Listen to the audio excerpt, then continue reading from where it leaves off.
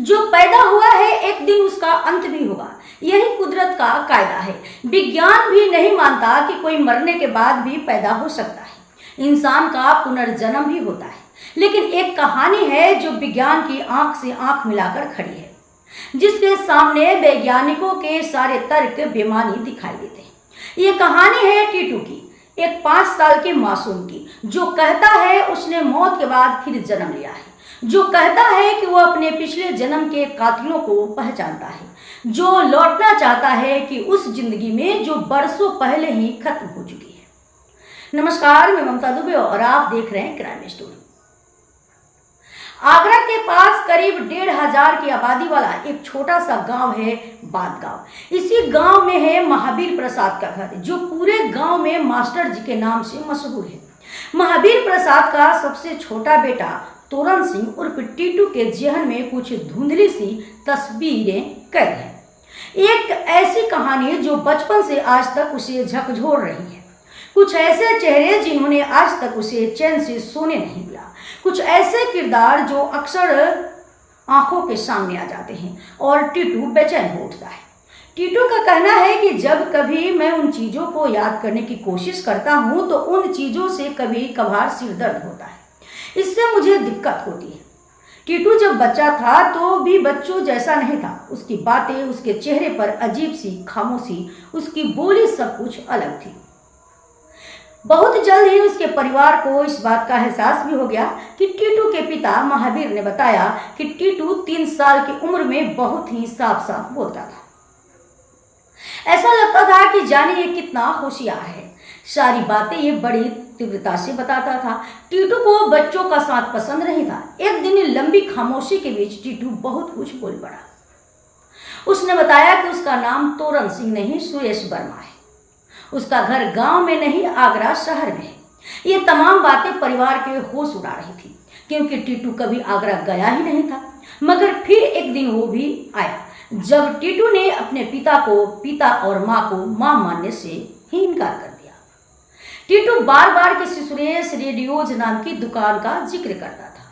कभी लगता कि ये कोई मानसिक रोगी है और कभी घर वालों को लगता कि ये कोई प्रेत आत्मा का साया है। इन्हें सब उहापोह के बीच टीटू की यादों में बसने वाले किरदार न सिर्फ बड़े होने लगे बल्कि उसे अब परेशान भी करने लगे। गांव में तरह तरह की बातें होने लगी। अंधविश्वास में जकड़े गांव के लोगों को लगा कि टीटू पर किसी प्रेत आत्मा का साया है। झाड़ फूक कराई गई, टोने टोटके हुए, ताबीज और तांत्रिक का सहारा लिया गया, लेकिन कुछ काम नहीं आया। 5 बरस का टीटू अब भी अपनी पत्नी, अपने बच्चों को याद करता रहा। टीटू के भाई अशोक ने बताया कि जब टीटू के लिए कपड़े सिलवाए जाते थे तो बोलता था, मैं नहीं सिलवाऊंगा, इससे मेरे बच्चों के कपड़े सिलेंगे। रोनू और सोनू के जब पानी सिर के ऊपर चला गया तो घर वालों ने आगरा में टीटू के बताए रिश्तों को कुरेदने का फैसला किया। 5 साल के टीटू को तलाश दी अपनी पत्नी की, अपने 2 प्यारे खूबसूरत बच्चों की। सुरेश रेडियोज के टीटू की इस कहानी के तार जुड़े थे आगरा शहर से, और उसी कहानी के बिखरे तार जोड़ने के लिए टीटू का भाई अशोक अपने दोस्त के साथ आगरा पहुंच चुका था। आगरा की हर गली, हर सड़क पर सुरेश रेडियोज नाम की दुकान तलाशी जाने लगी और आखिरकार सदर बाजार इलाके में टीटू के भाई की नजर एक दुकान पर टिक गई। टीटू के भाई के सामने थी सुरेश रेडियोज, यानी वही दुकान जिसका जिक्र टीटू रोज कर रहा था। लड़खड़ाते कदमों के साथ दोनों दुकान के अंदर पहुंचे। दुकान के काउंटर पर मौजूद थी एक महिला। अशोक ने उस महिला से दुकान के मालिक का नाम पूछा। जवाब मिला सुरेश वर्मा, जिनकी मौत 1986 में हो चुकी थी। दुकान के काउंटर पर जो महिला मौजूद थी उसका नाम था उमा, यानी सुरेश वर्मा की पत्नी। टीटू की कहानी, टीटू के सपने, ये सब सुनकर दोनों परिवारों के होश उड़ गए। इन तमाम बातों को बेबुनियाद मानकर बात वहीं खत्म हो गई। अशोक अपने गांव लौट चुका था, लेकिन टीटू की बातें उमा देवी को परेशान कर रही थी। एक टूटी हुई डोर फिर से जुड़ रही थी। न चाहते हुए भी उमा देवी उस टूटे बिखरे रिश्ते को दोबारा कुरेदने अपने सास ससुर के साथ टीटू के गांव पहुंच गई। न चाहते हुए भी उमा देवी उस रिश्ते को एक मौका देने के लिए राजी हो गई। वो अपने सास ससुर के साथ टीटू के गांव पहुंची।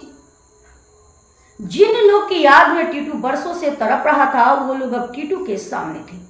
उन लोगों को देखते ही टीटू के चेहरे पर एक अजीब सी हंसी थी और टीटू उनसे ऐसे मिला जैसे कभी बिछड़ा ही न हो। उमा देवी ने बताया कि टीटू ने उन्हें देखकर पहचान लिया। टीटू ने बात की, वो शर्मा भी रहा था बात करने में।